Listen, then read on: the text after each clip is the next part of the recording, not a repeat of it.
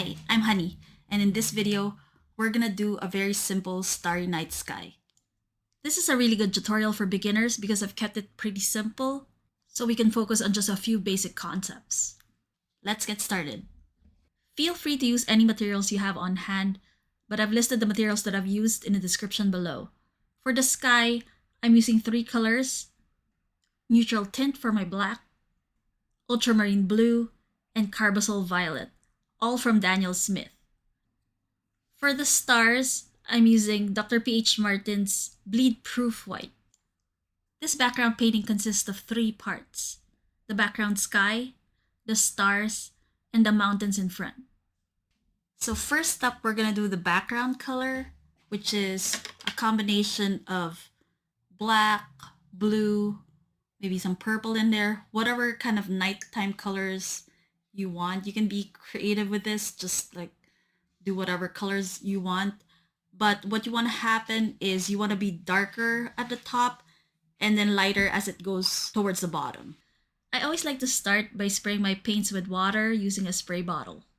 This helps pre-moisten the paints so they're easier to work with. Then using the largest brush that I have, which is around 12, I'm gonna dip that in clean water and put it in my neutral tint, which I'm using as black. And I'm just gonna drag it onto my palette and make a really thick mixture with lots of paint and very little water. Make sure you mix enough that can cover the area that you need. To get a really saturated color, I'm gonna do a wet on dry technique. Usually if you do a wet on wet technique, it's a little bit less saturated, but I want it to be really dark, so I'm gonna go directly on the dry paper.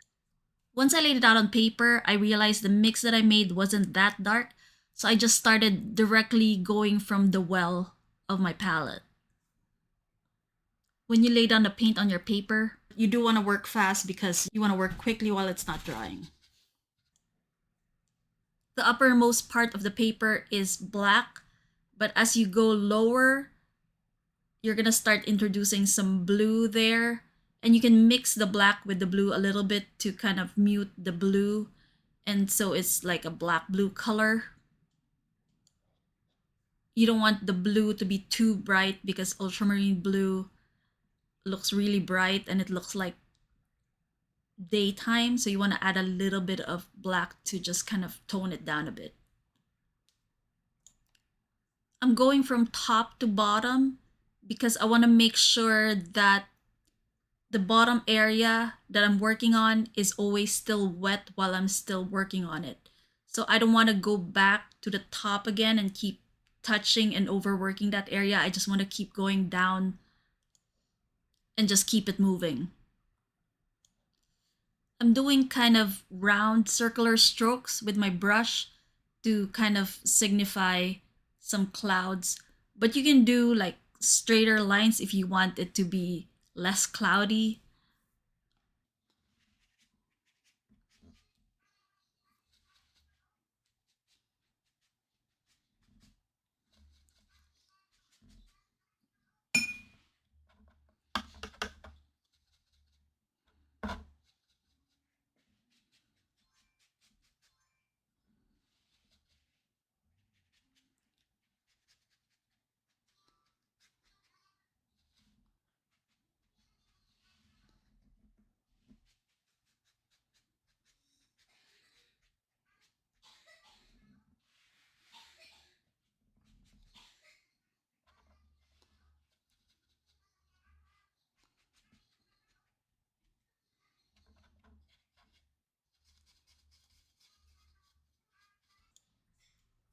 As we get halfway down the page, I'm gonna start transitioning to violet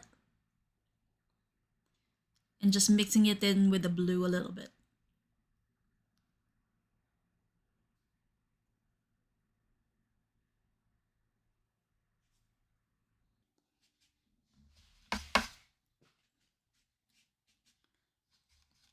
Just remember that these are gonna dry a lot lighter than they look right now, so try to keep it as dark as possible.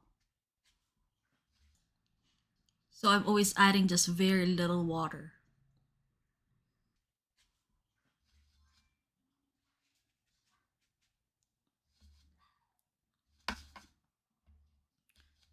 And I'm just kind of trying to add some blue to it to kind of not make it so bright, because I don't want it to be too bright.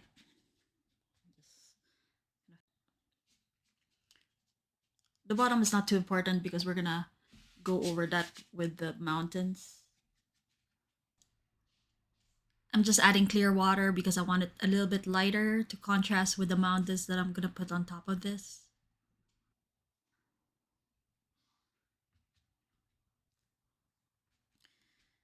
And where you have some light areas in your sky, that's gonna be where it's gonna look cloudy. As I'm looking at it, I see the top is not as dark as I would like it, and it's still a little bit wet, so I'm gonna add another coat on top of it while it's still wet. Just remember that once it starts to dry, you have to wait for it completely to dry before touching it, but if it's still wet, you can keep going over it if you want to. Just make sure your brush is fully loaded with paint so that you're dropping the paint in and not picking up the paint that was already there before. Again, I'm using mostly black on the top part, but I think I'm gonna start using more black even lower because it's looking really blue right now and I want it to be more black than blue. So I'm adding more black to tone down the blueness and the brightness of that blue.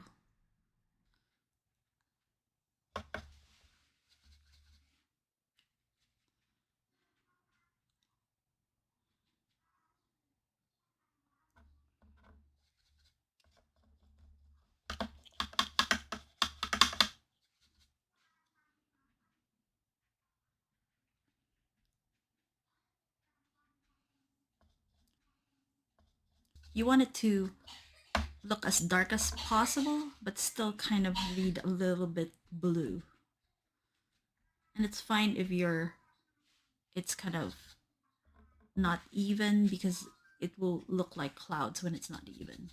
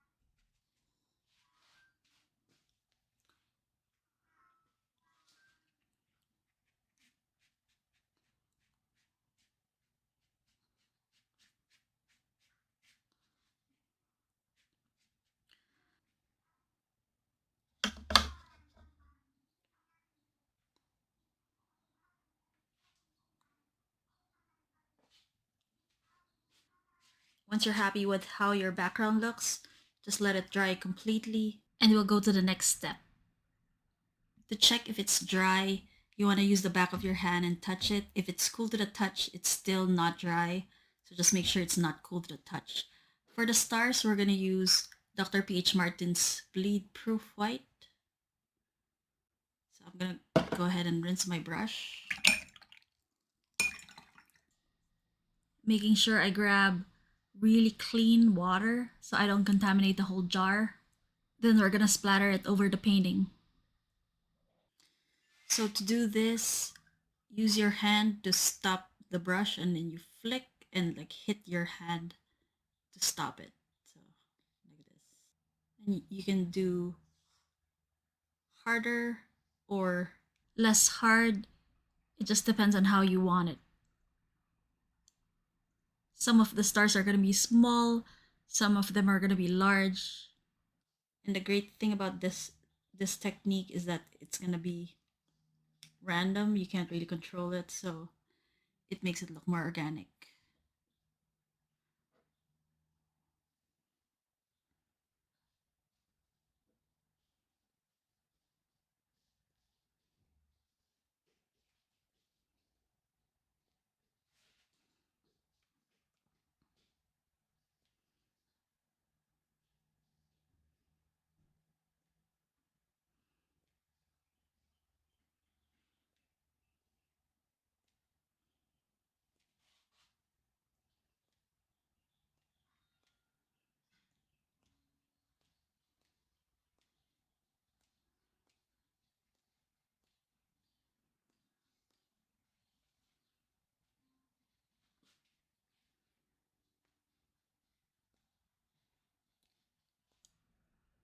You just want to make sure you get the sides and the corners as well, so that it's not concentrated in the middle.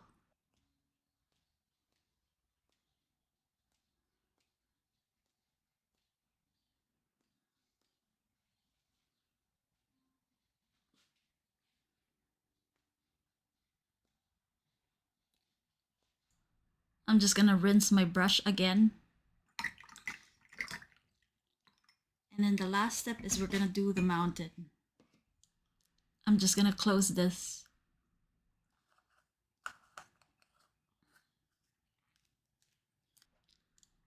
For the mountain, we're just gonna use a really dark black.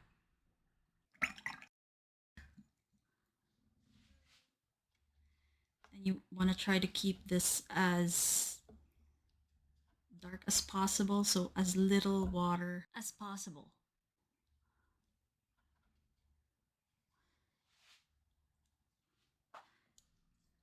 I'm gonna use the side of my brush, like the belly of the brush, to do like this and just roll my brush back and forth in a random motion.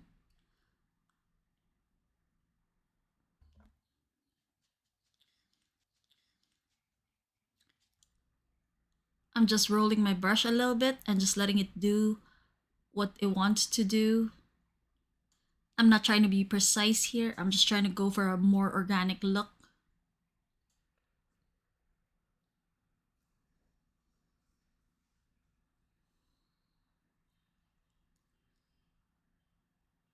Once you have your outline, you can just fill this part in.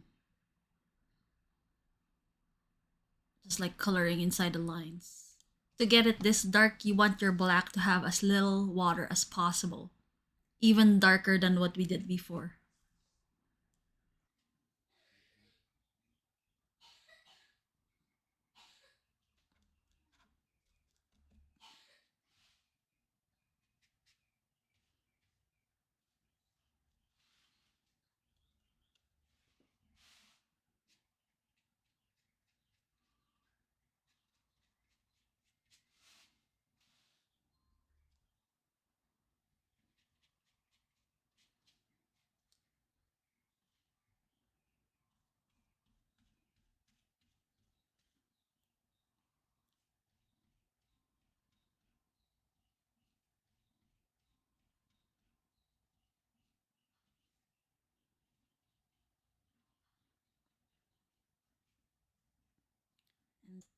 So there you have it. If you found this video helpful at all, make sure you give it a thumbs up and subscribe to my channel so that you can see more content like this. Thank you so much for watching.